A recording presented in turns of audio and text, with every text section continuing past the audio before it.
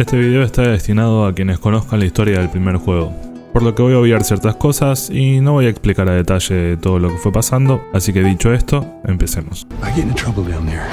You make every shot count. I got this.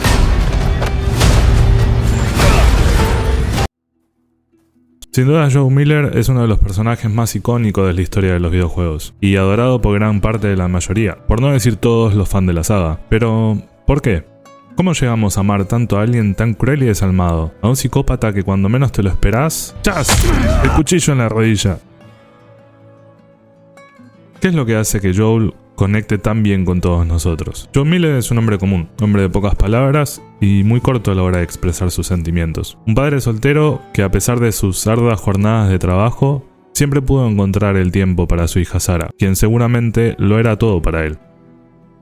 Algo que Naughty Dog hace increíblemente bien es que desde el principio del juego ya empezamos a conectarnos con los personajes que ni siquiera conocemos aún. Miren esta primera escena. Let's talk about this in the morning, okay? We'll talk about it in the morning.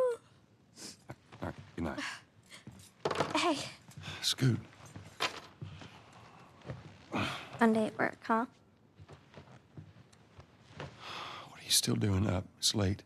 Oh, crud, what time is it? It's way past your But bedtime. it's still today. Honey, please not right now. I do not have the energy for this. Here, What's this? your birthday?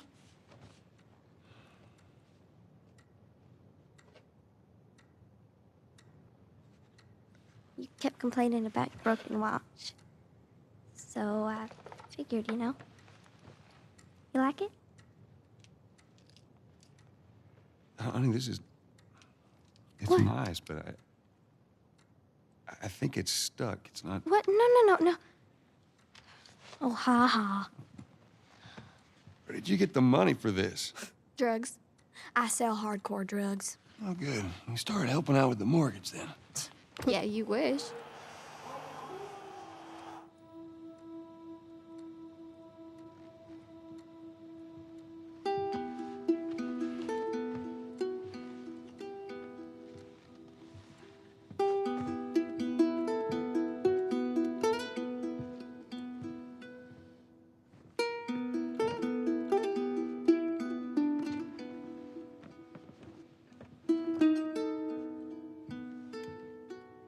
Good night, baby girl.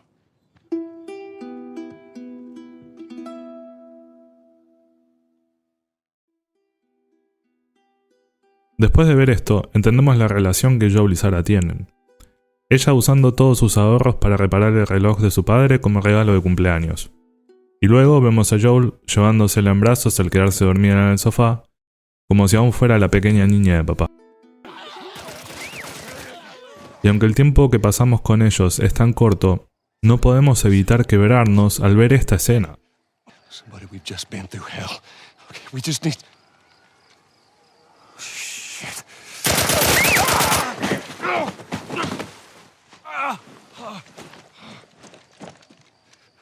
Please don't.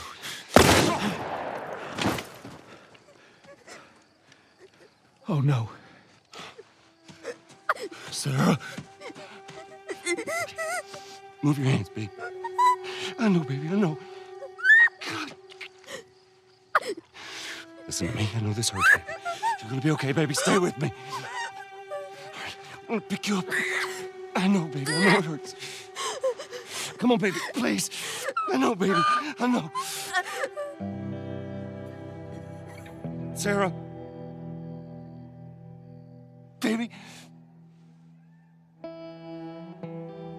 Don't do this to me, baby. Don't do this to me, baby. Come on. No. No. No, no. Please. Please don't. Please.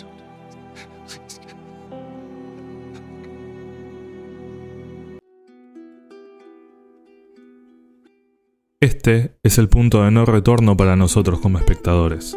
El momento en el que nos ponemos en la piel de Joel, a ver un padre perdiendo toda la razón para estar vivo, perdiendo la única persona que debía proteger, y a quien más ama en el mundo.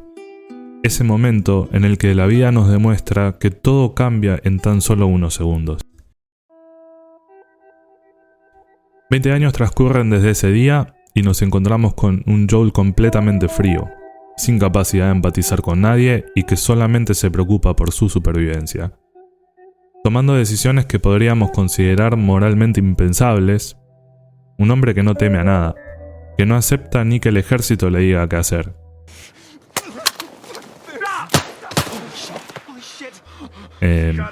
Bueno, esta te la dejo pasar, pero vas a ver a la salida, Gil. Pero como buena historia de zombies apocalípticos cara de hongo, no termina todo acá. Claro que no.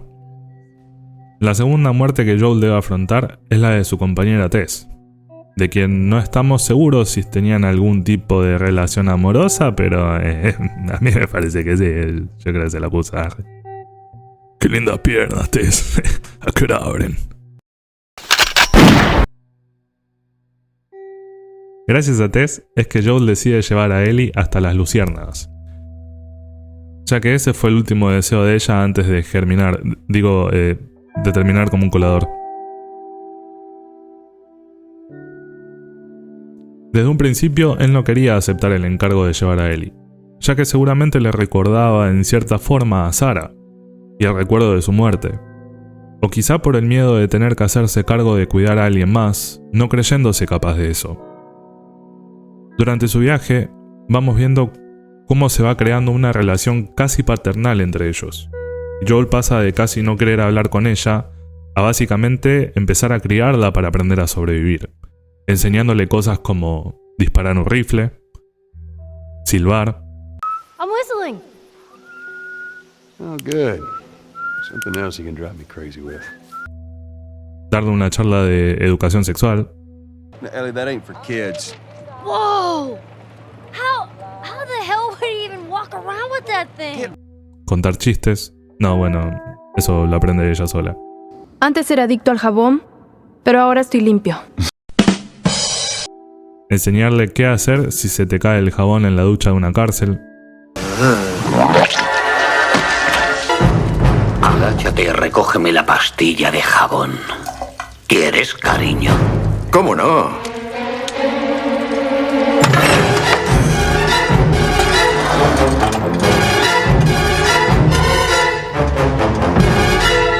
Bueno, no, pero quería meter este chiste porque se me hizo bonito.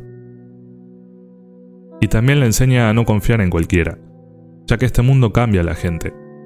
Te lo digo yo. Este lugar cambia a los hombres. ¿Ah, sí? ¿De qué forma? Yo fui blanco. Ok, basta de chistes de la pistola desnuda. Bueno, uno más y ya. ¡Me fascina!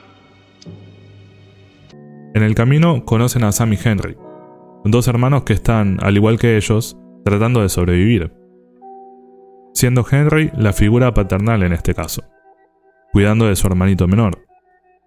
Con ellos, Joel sigue abriéndose más al mundo, poco a poco, y volviendo a conectar con su lado paternal, al ver a Henry cuidando de Sam, y también al ver a Ellie jugando con alguien de casi su misma edad, como chicos normales, en un mundo normal.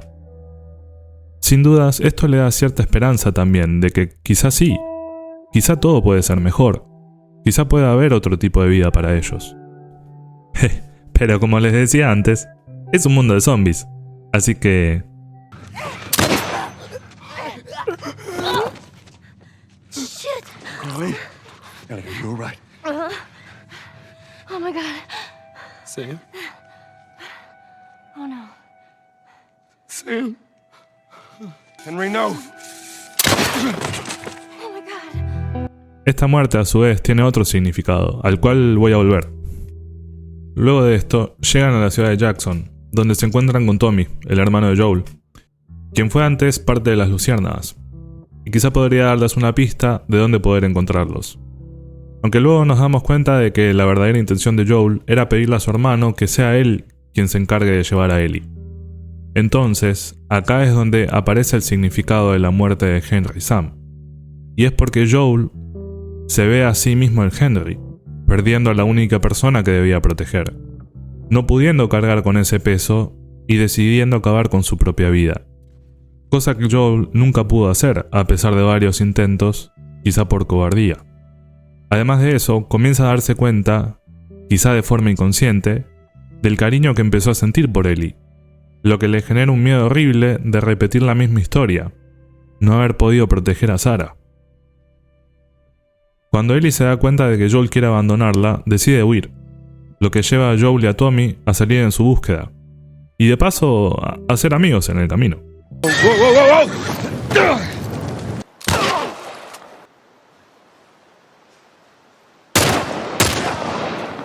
Cuando logran alcanzarla, viene la segunda escena más importante del juego.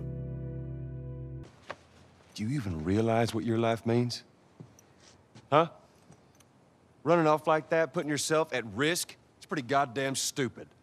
Well, I guess we're both disappointed with each other then. What do you want from me? Admit that you wanted to get rid of me the whole time. Tommy knows this area. Oh, better fuck than... that.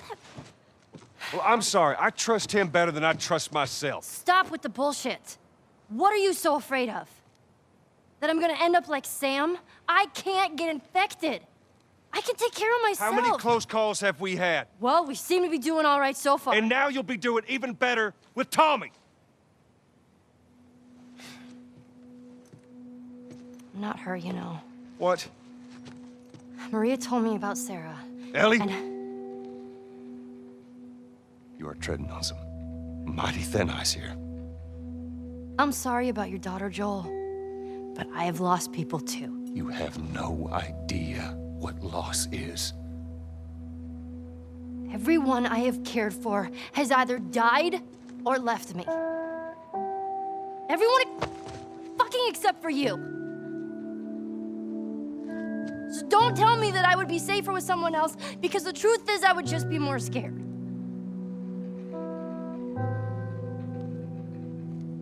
You're right. You're not my daughter. And I sure as hell ain't your dad. Emotional damage. Pero al momento de separarse, Joel decide enfrentar a sus fantasmas y vivir su vida sin miedos ni arrepentimientos, por lo que se lleva a Ellie con él y siguen con su arda búsqueda. Y ahora acá entendemos que no es él quien la está ayudando a ella solamente, sino que Ellie también lo está ayudando a Joel, para poder salir de esa oscuridad en la que vivía, sin un motivo por el cual seguir adelante, con pesadillas todos los días, como si estuviera viviendo un infierno constante, mientras que al mismo tiempo ella consigue eso que tanto necesitaba, alguien que se preocupe por ella, alguien a quien importarle y que no la abandone nunca más, pase lo que pase. En un momento de la historia, Joel y Ellie son atacados por un grupo de gente, lo que termina en la muerte de Joel. No, bueno, pero lo dejan como a 4. Por lo que ahora es Ellie quien debe hacer todo lo posible para sobrevivir, mientras que a su vez debe cuidar de él. Lo que nos deriva en otra de las escenas más importantes del juego. Y que nos hace aprender que no podemos encariñarnos con nada en este maldito juego de la... Pobre conejito. Como todos sabemos, Ellie es secuestrada por gente del mismo grupo que los atacó en primer lugar, al intentar escapar por despistarlos y que así no pudieran encontrar a Joel. Por todo lo que le pasa acá, podemos ver cuánto ella maduró hasta ahora, por su forma de hablar, actuar y accionar. Poco tiempo después de esto, Joel decide despertar desde su siesta. Hijo de puta, despertate, la concha de tu madre, la van a matar, la van a reculear. No, pará. Y salir en busca de ella, aplicando sus conocidas técnicas de persuasión.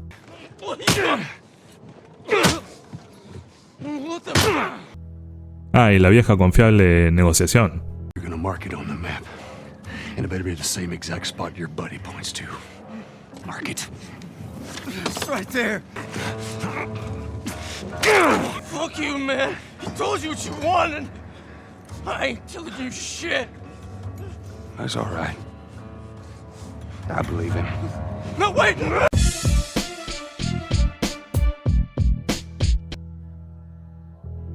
Ellie logra demostrar de qué está hecha y Joel solamente llega justo para sacarla de su estado de shock, y terminando él de aceptar lo que ella significaba ya para él. Oh, baby girl.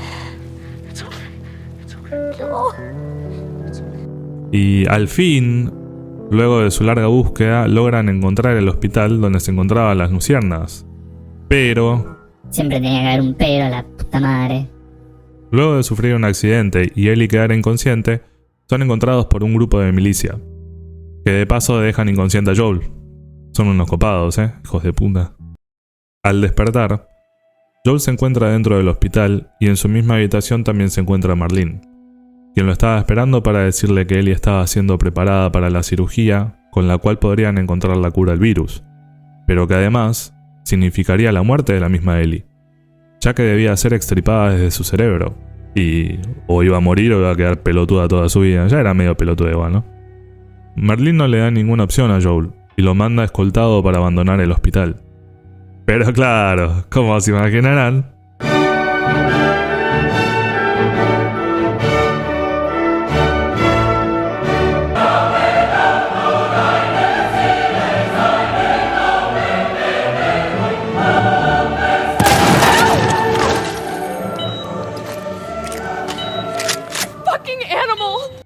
sí, Joel decide que la vida de Ellie es más importante que la cura de la humanidad.